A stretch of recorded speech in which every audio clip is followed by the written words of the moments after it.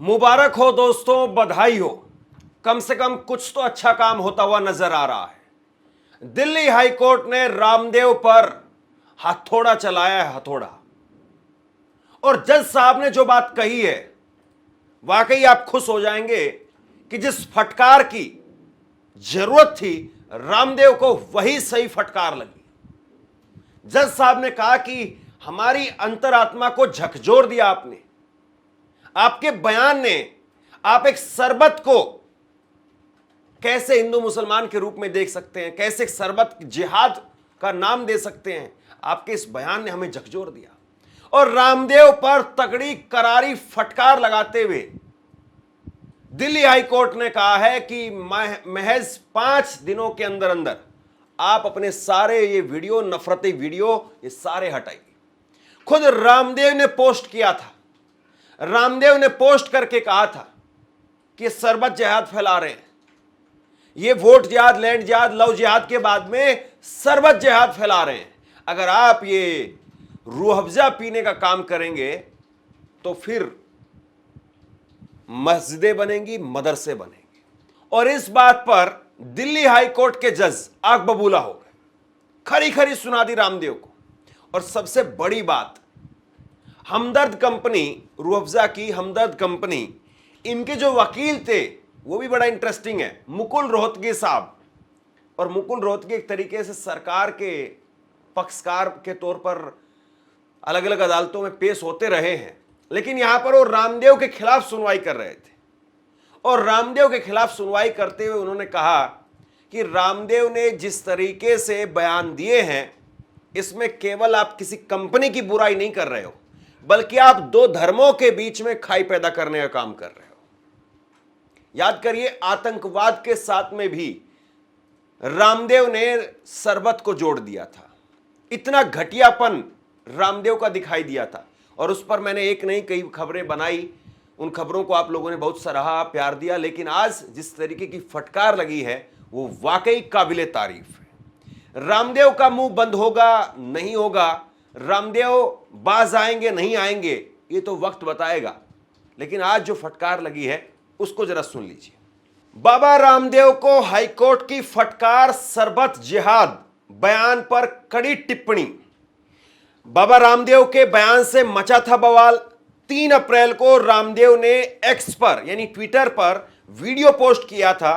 कहा था कि सरबत से मस्जिदें और मदरसे बनते हैं, जैसे लव जिहाद, वोट जिहाद, वैसे ही सरबत जिहाद होता है। और इस पर हाईकोर्ट ने क्या कहा है वो देखिए। हाईकोर्ट का सख्त रुख है। दिल्ली हाईकोर्ट की टिप्पणी, यह बयान माफी के लायक नहीं है। इसने कोर्ट की अंतरात्मा झकझोर दी है। ऐसी बातों अपने तक ही सीमित रखिए। मतलब एक तरीके से कोर्ट ने कह दिया कि कूड़े को ज्यादा फैलाया नहीं जाता है, कूड़े को इकट्ठा करके कोने में डाल दिया जाता है। अगर आपके दिमाग में, आपके जहन में ऐसी ऐसी चीजें भरी हुई हैं तो आप अपने तक रखिए, इनको बाहर मत लेकर के आइए।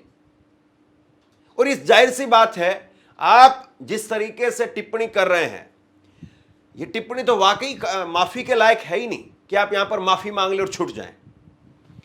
हमदर्द कंपनी ने खटखटाया था दिल्ली हाईकोर्ट का दरवाजा। वरिष्ठ वकील मुकुल रोहतगी ने कहा कि यह धार्मिक आधार पर हमला है, यह हेट स्पीच है। रामदेव का जवाब पतंजलि की ओर से वकील राजीव नायर ने दिया। कहा सभी विवादित वीडियो हटाए जाएंगे। रामदेव हल्फनामा देंगे कि भविष्य में ऐसा नहीं होगा।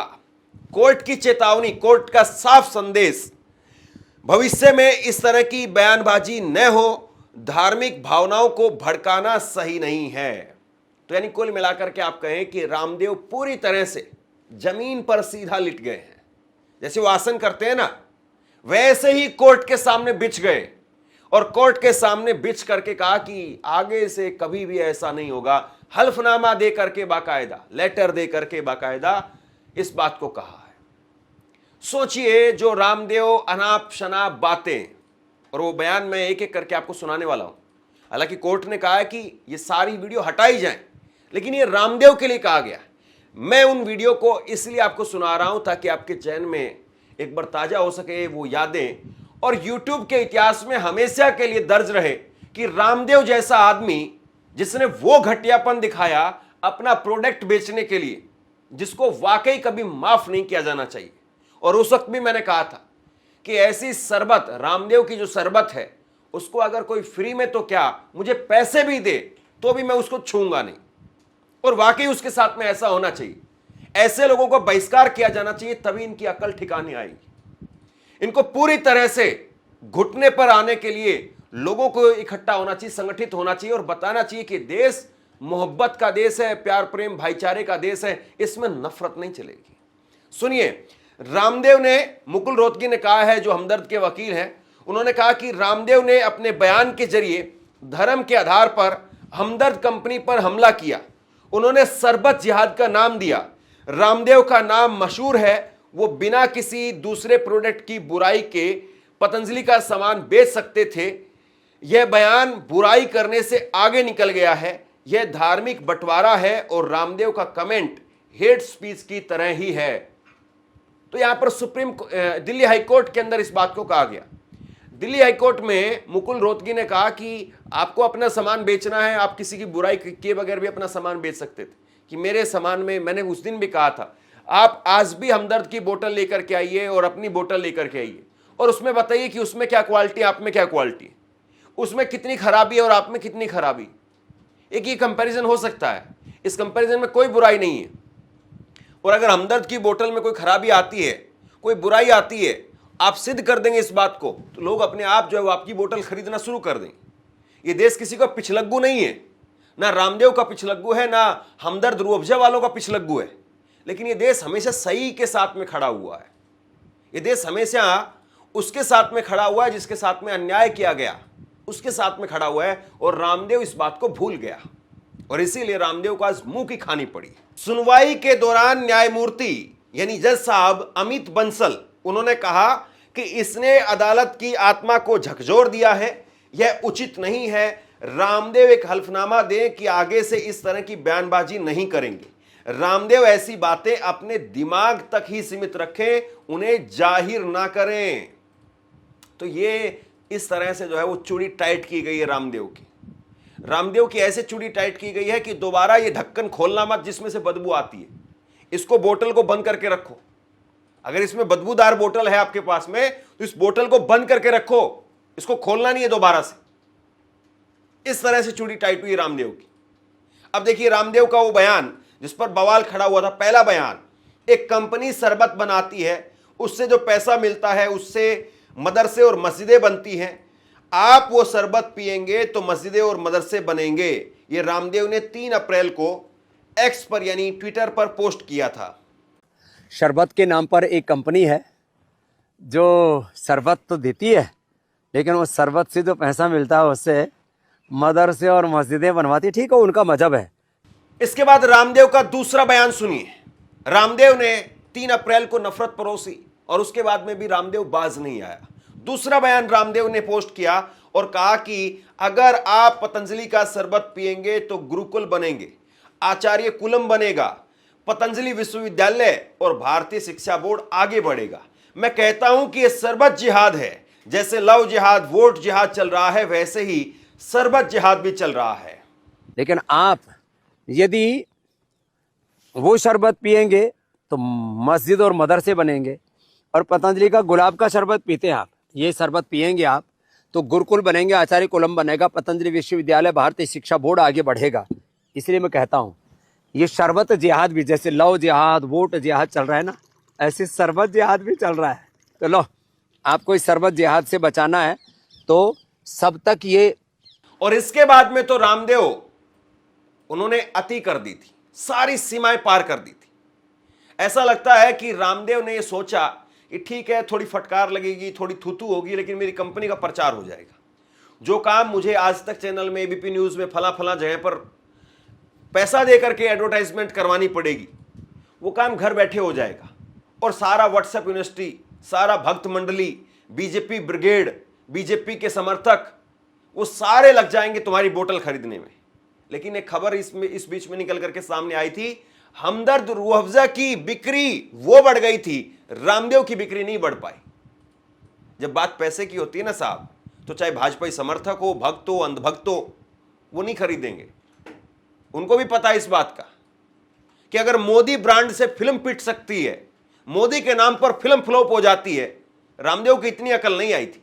अगर इतनी सी बात उनके जेल में कोई डाल देता तो शायद वो इस तरह से नंगापन नहीं करते कि मोदी के नाम की फिल्म वो पिट गई। साहब, आपका जो शरबत है वो 100-150 रुपए का है और इतने की टिकट आती है। वो टिकट दे करके 3 घंटे कम से कम थोड़ा बहुत तो मजा मिलेगा। आपके शरबत में तो हो सकता है कि कोई एक बार ले तो दोबारा दूसरा घूट भी नहीं ले पाए। बहुत सारे लोगों ने ऐसा बताया अपना एक्सपीरियंस कि जिसने एक घूट पिया तो दूसरा घूट नहीं पी पाया वो। लेकिन फिल्म में तो कम से कम आप 150, 200, 250, 300 रुपए खर्च करेंगे तो 2-3 घंटे के लिए तो थिएटर वाला बैठा करके रखेगा। मोदी के नाम की फिल्म फ्लॉप हो गई और रामदेव को समझ नहीं आई और रामदेव इससे भी आगे चला गया। तीसरा बयान रामदेव का कि मैंने किसी का नाम नहीं लिया लेकिन रूह अफ़ज़ा वालों ने इसे सरबत जिहाद मान लिया। इसका मतलब यह है कि वो जिहाद कर रहे हैं।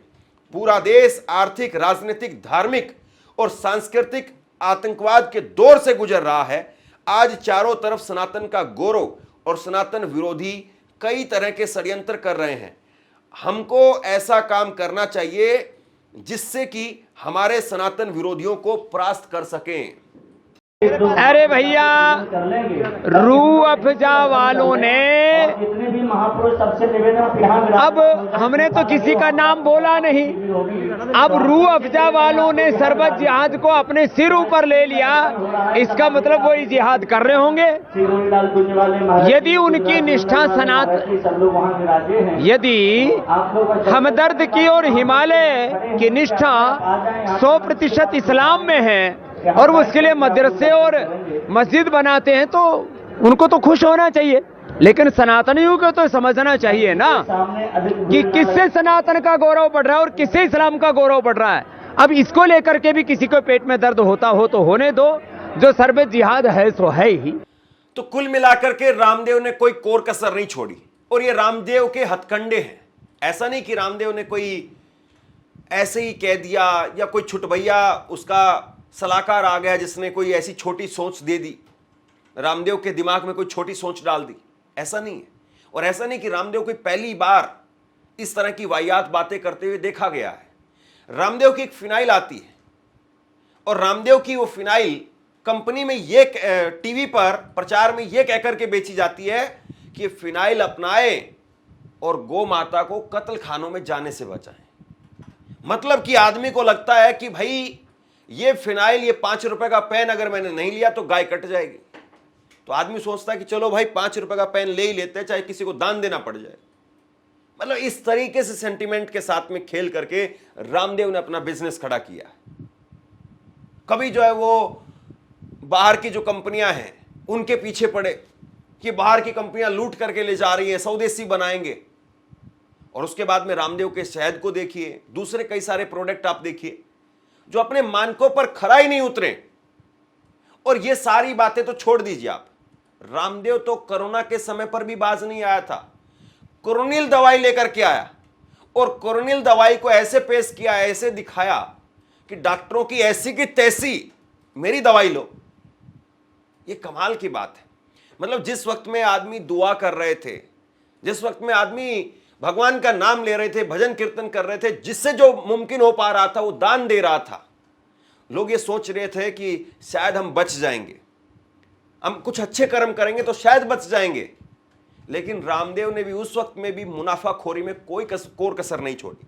क्या कहा था उस वक्त में रामदेव ने, जरा देखिए। मई 2021 में रामदेव ने बयान दिया था कि एलोपैथी एक बेवकूफ और दिवालिया विज्ञान है। क्लोरोक्विन, रेमडेसिविर और एंटीबायोटिक्स, स्टेरॉइड और प्लाज्मा थेरेपी कोविड-19 के इलाज में विफल रहे हैं। एलोपैथी दवाएं वैसेली है और इन्हीं से भारत में लाखों लोगों की मृत्यु हुई। रामदेव ने सीधे तौर पर यह कह दिया था कि भारत में लाखों लोगों की मृत्यु आज एलोपैथी की वजह से हो रही है। फिर उसके बाद में यह भी कह दिया था इन एलोपैथी की, इन डॉक्टरों की, इन दवाइयों की ऐसी की तैसी। तो रामदेव जी अब भी बाज आइए। इस देश ने बहुत बड़े बड़े लोगों को माफ किया है, कायदे से आप इस देश से माफी मांग लेंगे। बिजनेस कीजिए ना, कोई भी आदमी बिजनेस करता है, क्या दिक्कत है? अच्छी बात है, आप बिजनेस कर रहे हैं, कम से कम 100 लोगों को, 50 लोगों को, 1000 लोगों को, 2000, 5000, 10,000 को बिजनेस तो कहीं ना कहीं रोजगार मिल रहा होगा। लेकिन बिजनेस में कम से कम वो काम तो मत कीजिए ना कि दूसरों को गाली दे दे करके और अपने आप को उजलाम साबित करें। आप दूसरों पर कीचड़ फेंक करके अपना दामन पाक साफ नहीं साबित कर सकते हैं। आपको अपना दामन बचाना है, दूसरों से भी बचाना है, खुद भी संभाल करके रखना है। लेकिन अगर आपको यह लगता है कि नेगेटिव पॉलिटिक्स करके, नेगेटिव एडवर्टाइजमेंट करके और दो धर्मों के बीच में खाई पैदा करके, या हिंदू मुसलमान का इस वक्त में जो राजनीति चल रही, जो नफरत चल रही है, इस चलते हुए तवे पर, गरम तवे पर मैं भी रोटी सेक लूं, यह शायद चलने वाला नहीं है। क्योंकि काट की हांडी एक बार चढ़ती है, बार बार नहीं। और इस देश में शायद लोग अब कम से कम इतने मूर्ख तो नहीं हैं कि जो समझ जाएं कि आखिरकार आप क्या करना चाहते हो, आपकी मंशा क्या है। तो शेयर कीजिए इस खबर को। रामदेव पर जिस तरीके से कार्रवाई हुई है, इसको लेकर के आप क्या सोचते हैं, नीचे कमेंट बॉक्स में मुझे जरूर बताइए। आपका बहुत बहुत धन्यवाद।